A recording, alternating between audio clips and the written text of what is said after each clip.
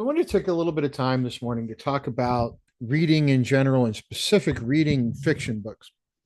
So I follow some statistics about how many adults are actually reading books, and it's not many. So what does it do for you? Why do we care? Well, reading and your mental health go hand in hand.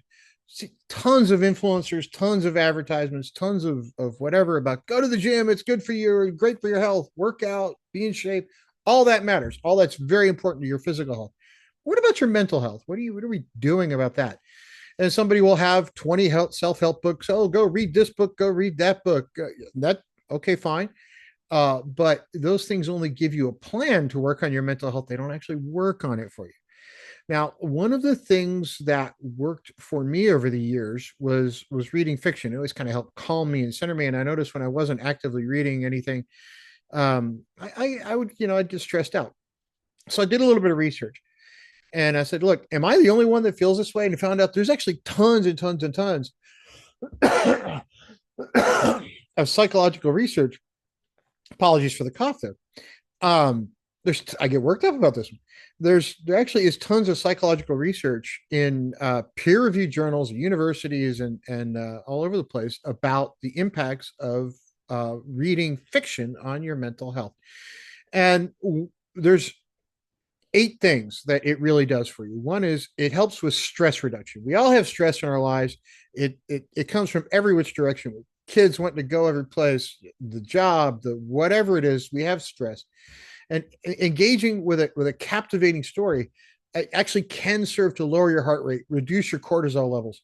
It gives you an escape. It's an inexpensive escape. The books are not expensive. You can go to the library and get them for free. You've probably got some around your house. There's used bookstores online, everywhere else. You can get them for a couple of bucks. So it gives you hours and hours of entertainment from one book, much cheaper than going to a movie. Now, improved empathy. One other thing it does is it gives you an improved level of empathy and social cognition. Now, if you think about the society we live in versus where we were 30, 40 years ago, and if you're younger than that, I apologize, but we've kind of lost the ability to empathize with each other, and we've kind of lost a lot of social skills, especially since COVID. And reading fiction can enhance your ability to understand and connect with others because it immerses you in these different perspectives and experiences in story form. And what that does is it serves to actually foster the ability to process empathy and helps you gain social skills in ways because you can see where different characters might lack those skills and how it does help. Another thing it does is it provides cognitive stimulation. Do you have a mind-numbing job that you come home, you're like, oh my God, I just need something to wake me up and use my brain because I've been doing the same repetitive thing for a long time. Well, cognitive reading fiction does challenge your brain. It helps improve cognitive function, certainly improves vocabulary, improves comprehension, gives you critical thinking skills. And I think we can all agree we all can improve as a society a little bit on our critical thinking skills. Um, can't possibly get worse. Emotional regulation, it does help with that as well. So it can help you identify with characters and their struggles and can help validate your emotions if you've been through similar things as the characters. It can offer you comfort and a sense of not being alone in whatever struggle you have if you find a character that's going through some of the same things you are. And it can be particularly helpful for individuals dealing with mental health challenges like depression. It has certainly helped me in moments when I was depressed to at least escape and get out of my own brain. It does help a lot.